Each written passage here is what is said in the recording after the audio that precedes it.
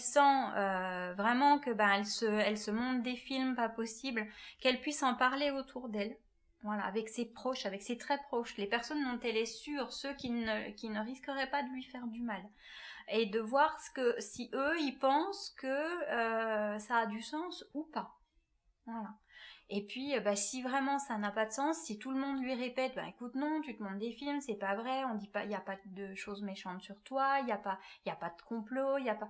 À ce moment-là, peut-être aller voir un médecin parce que peut-être tout simplement qu'elle est très fatiguée et que du coup, c'est une manière comme une autre d'extérioriser. Voilà, d'extérioriser, et puis ça peut être aussi un signe de burn-out. Et voilà, après, on n'a pas beaucoup d'indications de la part d'Olivia sur les raisons pour lesquelles elle se sent parano. Mais c'est vrai que ça peut être inquiétant si c'est trop prononcé. Quelle est la différence entre la paranoïa et la mythomanie ? Alors la mythomanie, la personne va s'inventer des histoires elle-même. Elle ne va pas avoir l'impression que les autres parlent sur elle ou font des choses dans son dos.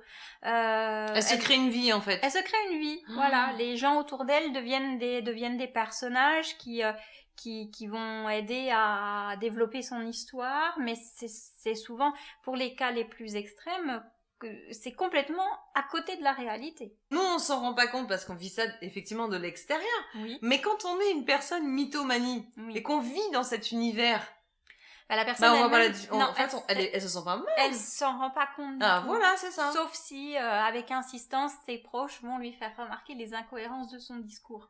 Et là, à ce moment-là, ça peut amener à des choses quand même un peu plus importantes. Ça peut amener quelqu'un à déprimer complètement, de se rendre compte. Oui, parce que tout son univers s'écroule en fait. C'est ça, exactement. Oui. Sa vie s'écroule, Oui. Oui, parce que tout est construit sur un joli mensonge en fait. Ouais, c'est ça, ouais. Bon, les filles, même si des jolis mensonges, c'est pas beau de mentir. Et puis s'inventer une vie, c'est pas terrible. Par contre, effectivement, la paranoïa, ça se soigne. Ça